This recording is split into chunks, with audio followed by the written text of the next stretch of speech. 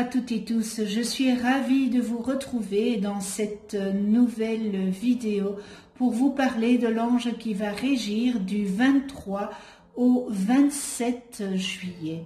Pour toutes celles et ceux qui sont nés entre le 23 et le 27 juillet, eh bien l'ange Nit-Aya est votre ange physique, c'est-à-dire votre ange gardien. L'ange Nit-Aya porte la vibration numéro 25 dans le calendrier angélique des 72 anges de la Kabbale et il est le premier ange de la famille des 8 dominations. Je vous souhaite à toutes et tous un heureux anniversaire. Les anges de la domination qui éveille la force de combattre les pensées noires et les énergies négatives, en chassant les ténèbres de l'esprit. Ils permettent de retrouver la foi dans la vie. Les dominations dispensent l'assurance qui découle de la confiance envers l'univers et le divin. Ils accordent le simple bonheur d'exister indépendamment des conditions extérieures. Et grâce à eux, il est possible d'accueillir et d'apprécier chaque instant du quotidien. Ces anges puissants facilitent l'expression de tous les talents et permettent à chacun de faire fructifier ses richesses intérieures et extérieures. Ils favorisent la bienveillance et l'équilibre qui naissent d'une relation d'échange avec le monde. Le cœur des dominations est associé au bleu. Cette couleur qui est apaisante, apporte la conscience du divin. Elle accorde confiance et paix intérieure. Alors l'ange Nit-Aya, c'est le porteur de la sagesse, n'est-ce pas, et de l'amour suprême.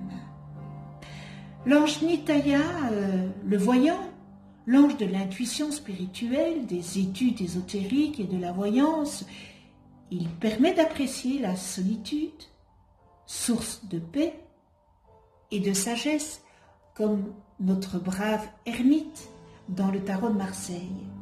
L'ange Nit-Aya nous donne la compréhension des lois de l'univers et nous aide à nous mettre en harmonie avec tout ce qui existe, que ce soit les êtres, les choses ou les événements rencontrés.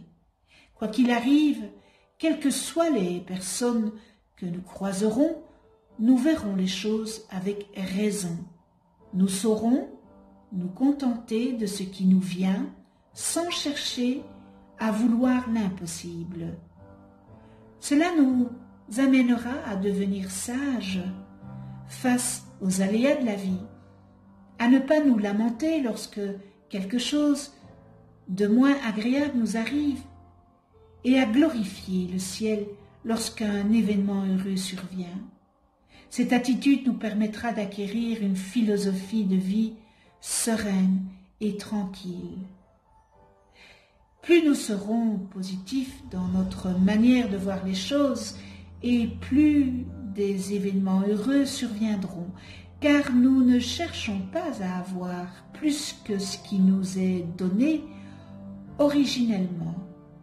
L'essentiel de la conduite à tenir étant d'accepter avec sagesse ce qui est, sans vouloir plus que ce qui doit être. L'ange Nitaël encourage l'altruisme et la tolérance, principes fondamentaux de la démocratie. Il apporte ses protégés l'amour du service par le geste gratuit et désintéressé. Sur le plan traditionnel, cet ange aide à pratiquer les exercices de méditation qui amènent au vide mental une fois ôtées les barrières de l'intellect. Dans cette fonction, Nitya, excusez-moi, amène au mysticisme. Au quotidien, cet ange offre à ceux qui l'invoquent la stabilité psychologique et intellectuelle. Cet ange est associé à la planète Saturne, favorise la robustesse physique et la sérénité intellectuelle. Lorsque l'on invoque cet ange, on peut lui demander son soutien pour comprendre un monde dans lequel on se sent de plus en plus étranger. Il sert pour avoir la sagesse et pour découvrir la vérité des mystères cachés. Ce génie domine toutes les sciences occultes, il donne les révélations en songe et particulièrement à ceux qui sont nés le jour où il préside. Il influe sur les hommes sages qui aiment la paix et la solitude et sur ceux qui cherchent la vérité et pratiquent la magie des sages qui est celle du Créateur. L'ange Nityael représente à la fois l'énergie du plan divin et du Créateur lui-même. Il est porteur de toutes les connaissances des lois divines, mais aussi de celles des étoiles, de l'univers et de tout ce qui existe au-delà de l'univers. Il représente la connaissance des plans de lumière. Les êtres qui sont liés à lui ont un grand rôle à jouer puisqu'ils doivent recevoir une partie de ces connaissances au fur et à mesure que cela est nécessaire pour eux et pour leur entourage, notamment par rapport au temps et à l'espace. Ce mécanisme passe par les lois.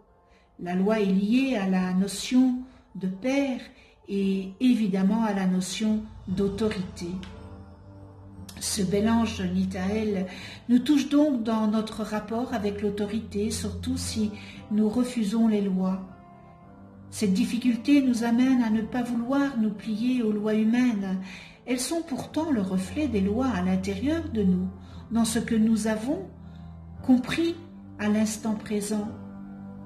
Plus nous serons nombreux à intégrer la connaissance des lois cosmiques, plus nous serons nombreux à les mettre en application et à les transmettre, et plus nous permettrons à d'autres de les mettre en application. Nous avons ainsi la possibilité de transmuter les lois des hommes. Au vu des dysfonctionnements de la loi des hommes, nous mesurons l'énergie que nous devons mettre en place. En effet, il ne suffit pas de réceptionner les lois divines et ses connaissances pour faire cela. Il nous faut être réellement porteurs de cette énergie en étant le vivant exemple. Il nous faut le faire grandir dans notre plan. Les lois cosmiques nous donnent la graine, mais nous ne donnent pas la plante. C'est ainsi que les lois divines peuvent être amenées à la compréhension humaine. C'est ce qui permet de développer la compassion, l'amour et la sagesse à l'échelle humaine. Par l'intermédiaire de ces lois, nous découvrons également l'énergie des êtres de lumière qui correspondent à ces lois, et notamment les anges qui en ont une partie en charge. En entrant dans cette énergie, nous pouvons ensuite accéder à l'énergie des maîtres cosmiques qui véhiculent les lois sur un autre plan. L'ange Nitya nous permet de découvrir en nous-mêmes la force de donner et de régner, de gérer et de communiquer avec la terre et les étoiles. Les étoiles s'incarnent dans l'ange Nitya et il lui donne l'énergie de communiquer aux hommes de bonne volonté. Il communique aussi aux hommes son savoir afin qu'ils puissent le partager avec les autres. Il apporte la joie pour soutenir toute entreprise d'union avec les autres, toute collaboration fondée sur le respect.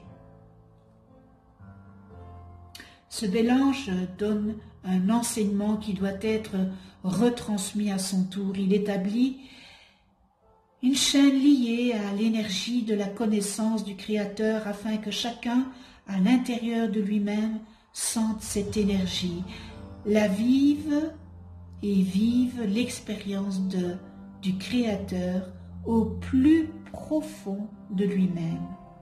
Il permet que chacun trouve la force de la divinité en lui, que chacun réalise que le Créateur existe et vit par nous. Il permet de comprendre qu'il est à notre écoute, qu'il nous porte, nous soutient et nous aime, qu'il nous donne tout ce dont nous avons besoin dans la vérité qu'il nous donne de nous-mêmes.